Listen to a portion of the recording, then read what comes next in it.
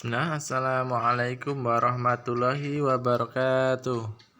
Alhamdulillahirabbil alamin wassalatu wassalamu ala asrofil anbiya'i wal mursalin wa ala alihi washabbihi ajma'in. Amma ba'd. Ya, selamat pagi anak-anakku santri siswa kelas 7A yang semoga selalu dirahmati, diberkahi, diberikan kemudahan, perlindungan dan kesehatan selalu dari Allah Subhanahu wa taala. Nah, untuk pembelajaran kali ini ya bahasa Indonesia, Ustaz akan melanjutkan ya. Masih bab 2, kita ulangi lagi yaitu teks narasi ya. Cerita imajinasi ya. Narasi, cerita imajinasi ya.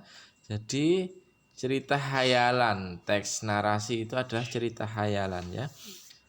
Pengertiannya adalah teks narasi merupakan teks yang berisi cerita hayalan. Nah, atau angan-angan penulis. Nah, ini cuma cerita hayalan ya, tidak benar ya, bukan nyata. Hanya angan-angan atau hayalan dari penulis. Contohnya teks narasi ya ini dongeng, cerpen dan novel ya. Dongeng, cerpen, novel. Itu contohnya dan ada lain-lainnya juga. Unsur pembangunnya ya itu ada tokoh dan penokohan. Ya, tokoh itu adalah orang yang berperan dalam cerita. Nah, tokoh itu orang atau peran dalam cerita itu yang diceritakan itu siapa. Nah, tokoh itu bisa dibagi menjadi 3 ya, berdasarkan wataknya itu ada 3 yaitu tokoh jahat yaitu antagonis ya, diingat-ingat kalau antagonis jahat. Kalau pro kan berarti baik, pro itu yaitu tokoh yang baik, pro baik ya, diingat-ingat. Anta jahat ya.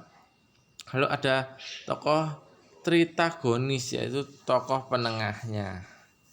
Kalau berdasarkan tingkat kepentingannya di dalam teks menjadi 2 yaitu tokoh utama dan tokoh figuran. Figuran itu peran pembantu ya. Nah, unsur yang kedua ada tema ya. Tema itu adalah gagasan pokok ya yang mendasari terbentuknya cerita. Contoh tema yaitu persahabatan, pendidikan, agama dan lain-lain ya. Temanya tentang apa ini nanti. Nah, lalu ada alur atau plot. Alur atau plot merupakan urutan atau jalannya cerita ya. Urutan jalannya cerita itu alurnya. Alur itu dibagi menjadi 3 yaitu alur maju ya, mundur dan campuran. Kalau alur mundur itu yang menceritakan masa lampau, masa lalu. Nah, kalau alur maju berarti menceritakan selanjutnya terus yang akan datang terus gitu.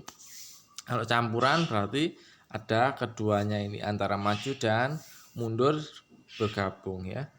Latar, nah latar adalah tempat ya. Latar atau setting ini dibedakan menjadi 3 yaitu tempat, waktu dan suasana. Suasananya bagaimana, sedih apa bahagia, tempat dan waktunya. Nah, amanat ya, amanat merupakan pesan yang terdapat dalam cerita. Ini tadi adalah unsur pembangunnya ya. Unsur pembangunnya ada tokoh, tema, alur, latar, amanat.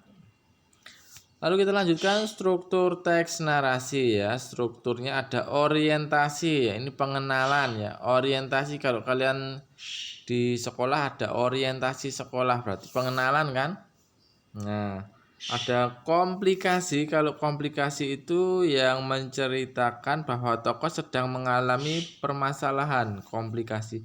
Kalau resolusi yaitu yang menceritakan munculnya sebuah solusi atau pemecahan masalah, itu resolusi. Kalau ada koda merupakan bagian akhir dari cerita ya. Koda itu bagian akhir.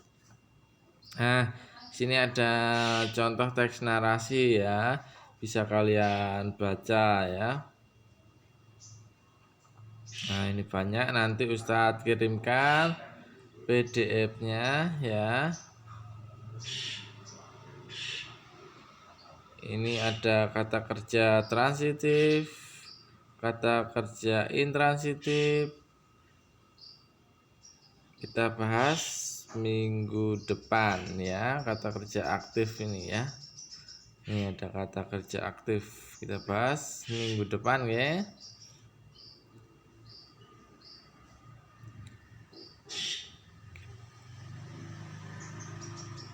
Tidak perlu banyak-banyak, yang penting kalian tahu ya, karena daring banyak sekali mata pelajaran daring, biar kalian tidak bosan ya. Ingat-ingat sampai struktur teks ya untuk minggu depannya, yaitu kata kerja ya. Kita cukupkan sampai di sini, semoga bermanfaat. Jika ada yang kurang paham bisa ditanyakan. Subhanakallahumma wa bihamdika asyhadu an la ilaha illa anta astaghfiruka wa atubu ilaik. Wassalamualaikum warahmatullahi wabarakatuh.